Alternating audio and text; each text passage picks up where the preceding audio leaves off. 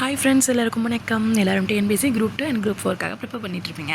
So இந்த வீடியோவில் என்ன பார்க்க போகிறீங்க அப்படின்னா, நாம் யூனிட் 7ல் சிலபஸ் வைஸு யூனிட் 7ல் வந்து 1 by 1 பார்த்துக்கிட்டே வரோம். ஸோ அதில் வந்து நம்ம தாராபாரதியும் காய்தமிழதும் இன்றைக்கி பார்க்க போகிறோம். ஓகேங்களா? ஓகே. ஸோ அதுக்கு முன்னாடி இந்த வீடியோ, அதாவது இந்த மாதிரி ஒரு உங்களுக்கு வந்து கிளியராக வேணும் அப்படின்னா நீங்கள் வந்து ஜெனி டிஎன்பிஎஸ்சி மோட்டிவேஷன் சொல்லி ஒரு சேனல் இருக்கும். ஸோ உண்மையிலே சூப்பராக இருக்கும். ஆனால் அவங்களுக்கு வந்து 66.3 சப்ஸ்கிரைபர் தான் இருப்பாங்க. நான் எப்படி பார்த்தா அவங்களுக்கு வந்து ஒரு 2 lakhs 3 lakhs சப்ஸ்கிரைபர் இருக்கணும். ஏன்னா அந்த அளவுக்கு அவங்க வந்து சூப்பராக இருக்கும். எனக்கு அவங்களுடைய இது வந்து நோட்ஸ் தான். அதாவது எப்படின்னா ஒரு இது இருக்குன்னா அந்த இது வந்து எந்த புக்கில் எத்தனாவது பேஜ் நம்பரில் இருக்குது, அது ஓல்டு புக்கா நியூ புக்கா, அது மாதிரி எல்லாத்தையும் தெளிவாக கொடுத்துருப்பாங்க. ஸோ அவங்களோட நோட்ஸில் அவங்க புக்கில் வந்து இது பண்ணி வச்சுருப்பாங்க. ஸோ அதை வந்து நான் நோட்ஸ் எழுதி உங்களுக்கு ஷேர் பண்ணுறேன். ஓகேங்களா? ஸோ வந்து ஜஸ்ட் இது உங்களுக்கு படிக்கிறதுக்காக தான். ஓகேங்களா? ஸோ படிக்கிறதுக்காக உங்களுக்கு ஈஸியாக இருக்குமேன்னு சொல்லி நான் இது பண்ணுறேன். ஸோ அவங்க இதை நான் ஃபாலோ பண்ணுறேன், நீங்களும் அவங்க இதை ஃபாலோ பண்ணுறதா பண்ணிக்கோங்க. ஓகேங்களா? ஓகே. ஸோ இது கூட அவங்க தான் சொன்னாங்க. ஸோ 6th ஸ்டாண்டர்டில் நியூ புக்கில் 3rd term அப்படி சொல்லி வரிசையாக அழகாக சொல்லுவாங்க. ஸோ எனக்கு அது ரொம்ப பிடிக்கும். ஸோ நெக்ஸ்ட் வந்து என்னது அப்படின்னா, தாராபாரதி பார்க்க போகிறோம். பாரதம் அன்றைய நாற்றங்கால் அப்படின்னு சொல்லி சொல்கிறாங்க. ஓகேங்களா? பாரதம் அன்றைய நாற்றங்கால். ஸோ வந்து தாரா பாரா. ஓகேங்களா? தாரா அடுத்து என்னது பாரா. அப்படி ஒரு ரைமிங்காக இருக்கா, தாரா பாரா. ஸோ அப்போ தாராபாரதிங்கிறது பாரதம் அன்றைய நாற்றங்கால். ஓகேங்களா? புதுமைகள் செய்யும் தேசம் இது, பூமியின் கிழக்கே வாசல் இது அப்படின்னு வரும். ஸோ நெக்ஸ்ட் வந்து வள்ளுவன் குரல் தான் தேசம் உடுத்திய நூலாடை அப்படின்னு சொல்லி சொல்கிறாங்க. நெக்ஸ்ட் வந்து இந்திய தாய்க்கு மெய்யுணர்வு தான் மேலாடை அப்படின்னு சொல்லி சொல்கிறாங்க. ஓகேங்களா? நெக்ஸ்ட் வந்து காளிதாசனுடைய பாடல் வந்து காவிரி கரை வரைக்கும் எதிரொலிக்கும். கம்பனுடைய அமுத கவிதை வந்து கங்கை அலைகள் இசையமைக்கும். நெக்ஸ்ட் இது எப்படி வச்சுக்கோம் அப்படின்னா, காலில் லீ இருக்கா, இப்படி சுழிச்சு வந்திருக்கா, காவிரியில என்ன இருக்குது உங்களுக்கு இப்படி வந்திருக்கா. ஸோ அப்போ காளிதாசனின் பாடல் வந்து எந்த இது வரைக்கும் எதிரொலிக்குன்னு கேட்டாங்கன்னா என்ன பண்ணும், வீல வந்து இப்படி சுழிக்கிற மாதிரி வருதா. ஸோ லீலையும் இப்படி சுழிக்கிற மாதிரி இருக்கா. ஸோ அப்போ சுழிக்கிற மாதிரி வந்துச்சுன்னா அந்த நதி பேர் தான் அப்படின்னு ஞாபகம் வச்சுக்கோங்க. ஓகேங்களா? ஸோ கன்னிக்குமரி கூந்தல் காஷ்மீர் தோட்டம் பூத்தொடுக்கும். மேற்கு மலைகளை வந்து நதிகளை அனுப்பி கிழக்கு கடைகளை போய் என்ன பண்ணுமா, நலம் கேட்கும் அப்படின்னு சொல்லி சொல்கிறாங்க. ஓகேங்களா? ஸோ இந்த பாடலை பார்த்தீங்கன்னா கொஞ்சம் வித்தியாசமாக இருக்குது, நல்லா இருக்குல்ல. ஸோ அது மாதிரி என்ன, தாரா பாரதி, அவனோட பேர் வித்தியாசமாக இருக்கா. ஸோ பாரதிங்கிற பேர் நமக்கு தெரியும், ஆனால் தாரா பாரதிங்கிறது வித்தியாசமாக இருக்கா. ஸோ இந்த பாட்டும் நமக்கு வந்து ரொம்ப வித்தியாசமாக இருக்குது அப்படின்னு ஞாபகம் வச்சுக்கோங்க. காளிதாசன், கம்பன், வள்ளுவன், அப்புறம் இந்திய தாய், அதுக்கப்புறம் கன்னியாகுமரி, காஷ்மீர் தோட்டம், மேற்கு மலை, கிழக்கு. ஓகேங்களா? புல்வியெல்லாம் பூக்காடாகி அப்புறம் என்னது கல்லை கூட காவியமாக்கும் கட்டி நிறுத்திய கலைக்கூடம் அப்படின்னு சொல்லி வரும். ஓகேங்களா? அன்னை நாடு, இதான் அமுத சுரப்பி. நான் எவ்வளோ அழகாக படம் வரைஞ்சிருக்கேன் பாருங்கள். அந்நிய நாடு பசி தீரும், அண்ணல் காந்தியோடைய அந்த சின்ன கைத்தடி, இதுதான் அந்த கைத்தடி. ஓகேங்களா? அறத்தோட ஊன்றுகோலாக இருக்கும். எழுத்து கொஞ்சம் கேவலமாக தான் இருக்கும், ஏன்னா நான் ஃபாஸ்ட்டாக எழுதினேன், முன்னாடியே சொல்லிட்டேன். ஸோ இயற்பெயர் வந்து ராதாகிருஷ்ணன், தாரா ராதா. ஸோ ரைமிங்காக இருக்கா. ஸோ திருப்பி போட்டால் வருமா. ஸோ நெக்ஸ்ட் வந்து அடைமொழி வந்து கவிஞாயிரு. அதாவது பாரதிங்கிற ஒரு பொண்ணு வந்து எப்போ பார்த்தா ஞாயிற்றுக்கிழமை தான் லேட்டாக தான் எந்திப்பாலாம். ஓகேங்களா? அப்படி ஞாபகம் வச்சுக்கோங்க. ஓகே. நெக்ஸ்ட் வந்து இப்போ எந்திரிச்சோடனே என்ன ஆகும் அப்படின்னா, இதோடைய நூல்கள் எப்படின்னு பார்க்கலாமா. எந்திரிச்சோடனே ஞாயிற்றுக்கிழமை எந்திக்கிறா, அதான் கவிஞாயிரு. எந்திரிச்சோடனே புதுசாக அதை வெடிஞ்ச மாதிரி இருக்கான். ஓகேவா? இதுதான் கிழக்கா அப்படின்னு சொல்லி பார்க்கலாம். ஓகேங்களா? அப்படியே இப்படி கையை வச்சு இப்படி பார்க்கலாம், நுனியில் வெளிச்சம் தெரியுதான், அதான் என்னதான் சூரியன் அப்படின்னு சொல்லி சொல்கிறேன். ஏன்னா இப்போ பார்த்தா லேட்டாலாம் எந்திப்பா. ஓகேங்களா? அப்படின்னு சொல்லி ஞாபகம் வச்சுக்கோங்க இந்த பாடலை. கலைஞாயிறு கூத்துப்பற்றை முத்துசாமி. ஓகேங்களா? கலைஞாயிறு அப்படிங்கிறது வந்து கூத்துப்பற்றை முத்துசாமி அவருக்கு. நெக்ஸ்ட்டு வந்து எழுச்சிமிக்க கவிதைகள் எழுதுவதில் வல்லவர். ஓகேங்களா? எழுச்சிமிக்க கவிதைகள் எழுதுவதில் வல்லவர். ஓகேங்களா?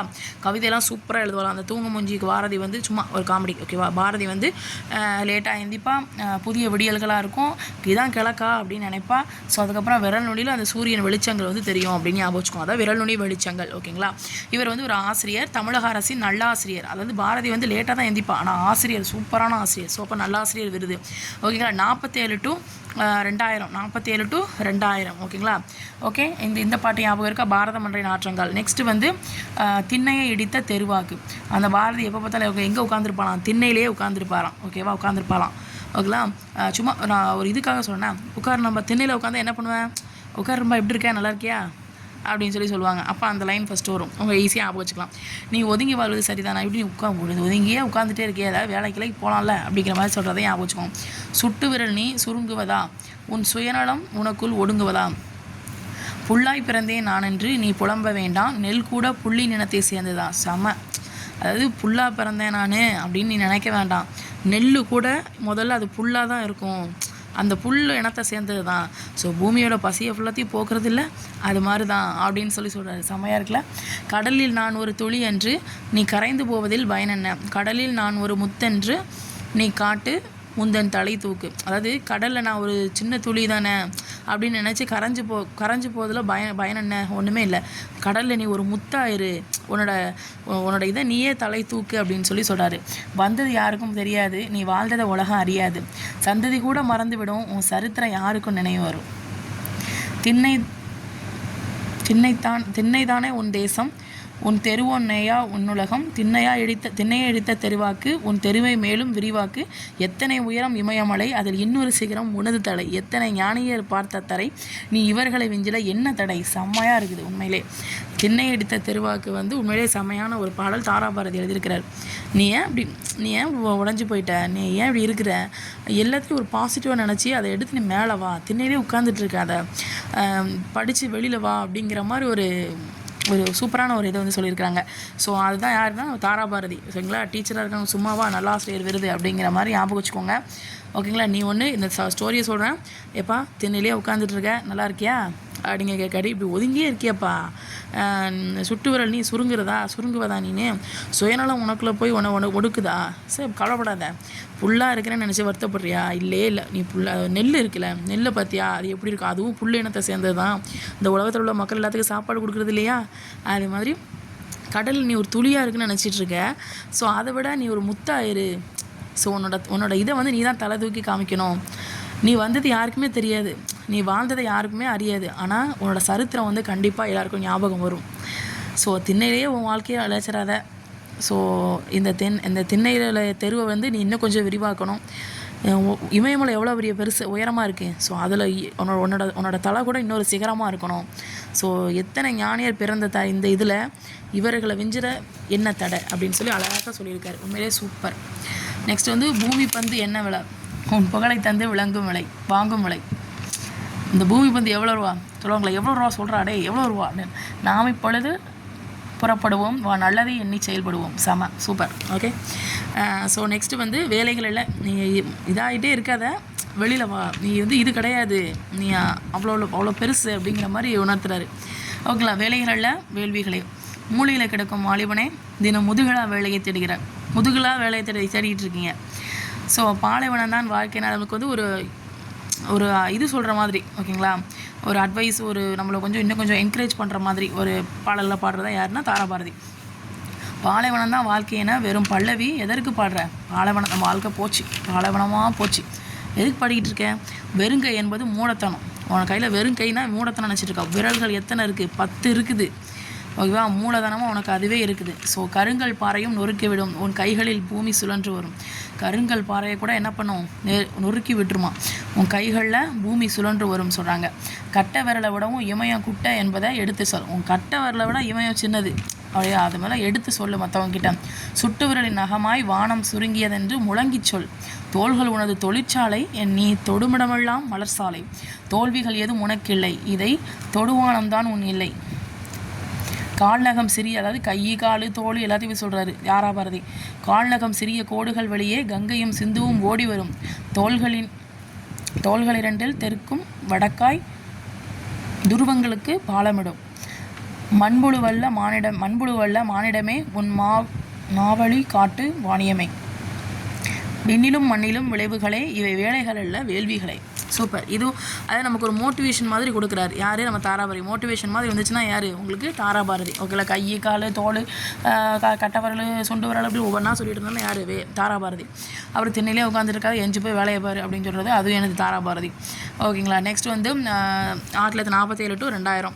ஸோ துரைசாமி புஷ்பம் அம்மா அவங்க மம்மி டாடி பேர் என்னது, துரைசாமி புஷ்பம் அம்மா, திருவண்ணாமலை டிஸ்ட்ரிக்ட்டு குவளை சுற்றூர். ஓகேங்களா. திருவண்ணாமலை டிஸ்ட்ரிக்டில் தாராபாரதி திருவண்ணாமலைக்கு போயிருக்கு, குவளை டிஸ்ட்ரிக்ட், குவளை சுற்று.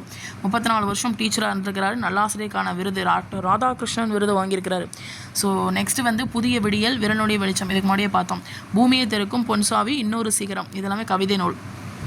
இந்த தாராபாரதி என்ன பண்ணுவாங்க, டீச்சர் தான் ஃபஸ்ட்டு ஸ்கூலில் போய் திறப்பாங்க. ஸோ பூமியை திறக்கும் பொன் சாவி. இன்னொரு சிகரம் நமக்கு வந்து டீச்சருங்கிற வந்து ஒரு இன்னொரு சிகரம். அதாவது பாரதின்னு நமக்கு தெரியும், பாரதியார். அந்த பாரதிதாஸ் தாரா பாரதிங்கிறது வந்து இன்னொரு சிகரம் மாதிரி அப்படின்னு ஞாபகம் வச்சுக்கோங்க. Okay, next காய்தே Millath. ஓகேங்களா, கண்ணியமிகு என்னும் அடைமொழியில் அழைக்கப்படுகிறார். கண்ணியமிகு என்னும் அடைமொழியால் அழைக்கப்படுகிறார். ஓகேங்களா, காய்தே மில்லத் கண்ணியமிகு தலைவர். ஓகேங்களா, கண்ணியமிகு காய்தே மில்லத். எளிமையாக இருப்பார், நேர்மையாக இருப்பார், உழைப்பாக இருப்பார், பொறுமையாக இருப்பார், நாற்றுப்பட்டோடு இருப்பார். காந்தி வந்து ஒத்துழையாமை இயக்கத்துக்கு வந்து என்ன பண்ணுறாரு, அறிவித்தல் ஒத்துழையாமை இயக்கத்தை உடனே இளைஞர்கள் எல்லாரும் போய் பார்ட்டிசிபேட் பண்ணுறாங்க. உடனே இவர் என்ன பண்ணுறாரு, சரி நம்மளும் போய் போவோம்னு சொல்லிட்டு திருச்சி தூயவரான் காலேஜில் வந்து என்ன பண்ணிட்டு படிச்சுட்டு இருப்பார். உடனே என்ன பண்ண, நானும் ஒத்துழையாமை இயக்கத்துக்கு போகிறேன்னு சொல்லிட்டு போயிடுவார். ஸோ எளிமையின் சீக்கிரம் சொல்லி பார்த்தீங்க அப்படின்னா, இவர் வந்து ஒரு அரசியல் தலைவர் பார்த்துக்கோ, பொது நிகழ்ச்சியில் போய் கலந்துக்கிட்டு போகிறாரு. ஸோ அவர்கிட்ட கார் ஒன்றும் கிடையாது, ட்ரெயின் பஸ்ஸில் தான் போவார். ஸோ அன்பர் ஒருத்தர் வந்துட்டு இவருக்கு கிஃப்ட் கொடுத்துருப்பாரு. ஆனால் அது வேண்டாம் அப்படின்னு சொல்லிடுவார். ஸோ இயக்கத்தில் வந்து காரு அமௌண்ட்டு தான் கொடுப்பாங்க. ஆனால் என்ன பண்ணுறாரு, அது காலேஜுக்காக என்ன பண்ணிட்டாரு, யூஸ் பண்ணதுக்கு கொடுத்துட்டாரு. ஸோ நெக்ஸ்ட்டு வந்து ஆடம்பரமற்ற திருமணம் பார்த்தீங்க அப்படின்னா, இவருடைய மகனுக்கு வந்து திருமணம் பண்ணி வைப்பாங்க. ஸோ எல்லோரும் நினச்சிருப்பாங்க, சார் நிறைய டவுரிலாம் வாங்கி நல்ல கல்யாணத்தை ஜாம் நடத்த போவான்னு நினச்சிருப்பாங்க. ஆனால் அவர் என்ன பண்ணுவார், ஸோ எந்த ஒரு டவுரியும் வாங்க மாட்டார். ஸோ மனக்கூட எங்கே வாங்குறாங்களோ அந்த இடத்துல நான் வந்து கலந்துக்க மாட்டேன் அப்படின்னு சொல்லிடுவார்.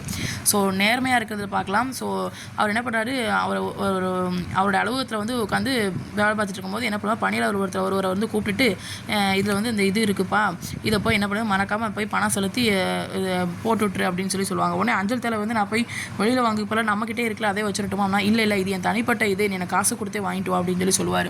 ஸோ நெக்ஸ்ட்டு வந்து மொழிக் கொள்கை பார்த்தீங்கன்னா அப்படின்னா, சுதந்திரத்துக்கு அப்புறமா ஆட்சி மொழியை தேர்வு செய்கிறதுக்கு ஒரு கூட்டம் மாதிரி நடந்துச்சு நாடாளுமன்றத்தில். ஸோ அப்போ நிறைய பீப்புள் வந்து நிறைய லாங்குவேஜ் வந்து செலக்ட் பண்ணாங்க. இவன் சொல்கிறேன்னா, அதாவது இவர் என்ன சொல்கிறார் அப்படின்னா, எந்த மொழியை வந்து நிறைய மக்கள் பேசுகிறாங்களோ அதை செலக்ட் பண்ணுங்கள், அதுவும் அது பழமையான மொழியாக இருக்கணும் அப்படின்னு நினச்சிடறேன். அதுவும் சொல்கிறேன், நான் கண்டிப்பாக சொல்கிறேன், அது பழமையான மொழி ஆட்சி மொழினா அது என் தமிழ் மொழி தான் அப்படின்னு உறுதியாக சொல்கிறேன் அப்படிம்பாரு. ஸோ திராவிட மொழிகள் தான் மண்ணிலே பேசப்பட்ட மொழிகள் அப்படின்னு இலக்கிய செறிவுகளை தமிழ் மொழி மிக பழமையான மொழி அப்படின்னு சொல்லியிருப்பாரு. ஸோ நெக்ஸ்ட் வந்து இந்தியா சைனாக்கும் 1962 போர் நடக்குது. தன்னோட ஒரே மகனை போர் முனைக்கு நீ போயிட்டு வாப்பா அப்படின்னு அனுப்புகிறாரு. ஸோ அதுக்கப்புறம் அந்த தலைவர் யார்கிட்ட சொல்லி அனுப்புவாரோம்னா நேருட்ட. ஓகேங்களா, ஓகே. அப்போ முதன்மை அமைச்சராக இருக்கிறது ஏன்னா நேருக்கு வந்து கடிதம் எழுதியிருப்பார். ஸோ இயற்பெயர் வந்து முகமது இஸ்மாயில். ஓகேங்களா, இயற்பெயர் என்னது, முகமது இஸ்மாயில். மக்கள் வந்து என்ன சொல்லுவாங்க, காய்தே மில்லத்துன்னு சொல்லுவாங்க. அப்படின்னா என்னது, இது வந்து ஒரு அரபு சொல்லு, அதாவது சமுதாய வழிகாட்டி அப்படின்னு அர்த்தம். ஓகேங்களா, மக்களின் வழிகாட்டியாக இருந்திருக்கிறாரு. ஸோ 1946-52 பார்த்தீங்க அப்படின்னா 46-52 சென்னையில் மாகாண சட்டமன்ற உறுப்பினராக இருந்திருக்கிறாரு. இந்தியன் கான்ஸ்டியூஷன் உருவாக்குறதுக்கு ஒரு உறுப்பினராக அங்கே போய் பணியாற்றிருக்கிறாரு. சுதந்திரத்துக்கு அப்புறமா மாநிலங்களவை உறுப்பினர், மக்களவை உறுப்பினர்களாக இருந்திருக்கிறார். ஓகேங்களா. ஸோ நெக்ஸ்ட் வந்து கல்வி பணி பார்த்தீங்க அப்படின்னா, கல்வி ஒன்று தான் ஒட்டுமொத்த சமூக வளர்ச்சிக்கு உறுதுணையாக இருக்கும் அப்படின்னு நினைச்சார். கல்வி தான் அப்படின்னு நினைச்சாரு. சரி, கல்வி மிகுந்திடில் கழிந்திடும் மடமை அப்படிங்கிற முதுமொழிக்கு ஏற்ப கல்வி நிறுவனம் வந்து எப்படியாவது நம்ம கல்வியை வந்து உருவாக்கணும் அப்படின்னு நினச்சாரு. ஸோ திருச்சியில் ஜமால் முகமது கல்லூரி, கேரளாவில் ஃபரூக் கல்லூரி அப்படிங்கிற விஷயத்தை வந்து இவர் ஸ்டார்ட் பண்ணது காரணம் இதுதான். ஸோ நெக்ஸ்ட் வந்து இவர் சிறந்த ஒரு தொழில்துறை அறிவோடு இருப்பார். ஸோ கனிம வளங்களை பற்றி நாடாளுமன்றத்தில் ஃபஸ்ட் வந்து சொல்லியிருக்கிறாரு. ஸோ அதனால் இந்த திட்டத்தை பற்றி கவர்மெண்ட் வந்து நடைமுறைப்படுத்தி கொண்டு வந்துச்சு. ஸோ மக்களுக்கு வந்து நேரடி அல்லது மறைமுக வேலைவாய்ப்பை கொடுக்கணும்னு நினச்சாரு. ஸோ நெக்ஸ்ட்டு வந்து லைஃப் ஃபுல்லாக சமய நல்லிணக்கத்தை ஃபுல்லாத்தையும் என்ன பண்ணார், பேணி காமிச்சார். ஸோ அறிஞர் அண்ணா பார்த்தீங்க அப்படின்னா, அறிஞர் அண்ணா வந்து இவரை பற்றி சொல்லியிருப்பார். தமிழக அரசியலில் வானில் கவியிருந்த காரியோட நீ அகற்ற வந்த ஒளிவிளக்கு பாணின்னு அப்படின்னு சொல்லி எங்கள் அண்ணா சொல்கிறான்னு ஞாபகம் உங்கள் அண்ணா அப்படின்னு ஞாபகம். உங்கள் அண்ணா என்ன சொல்கிறாரு, இவ வாழ்க்கை இருள் மாதிரி இருந்துச்சுன்னா நீங்கள் தானே எனக்கு வெளிச்சத்தை கொடுத்தீங்க அப்படின்னு சொல்லி சொல்கிற மாதிரி ஞாபகம். நீங்கள் தான் காய்தே மில்லத்து. ஸோ நீங்கள் தான் அண்ணா பார்த்து சொல்கிறீங்க, ஏன்னா நீங்கள் தானே எனக்கு ஹெல்ப் பண்ணீங்க அப்படின்னு சொல்லி ஞாபகம்.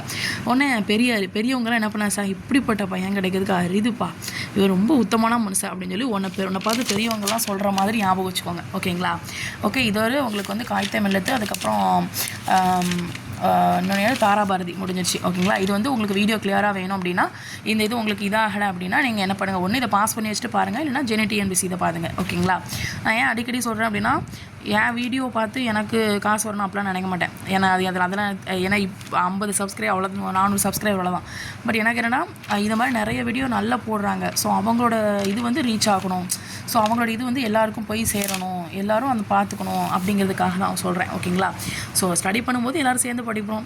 யார் ஹார்ட் ஒர்க் பண்ணுறாங்களோ அவங்களுக்கு கண்டிப்பாக வேலை கிடைக்கும், அவ்வளோதான்.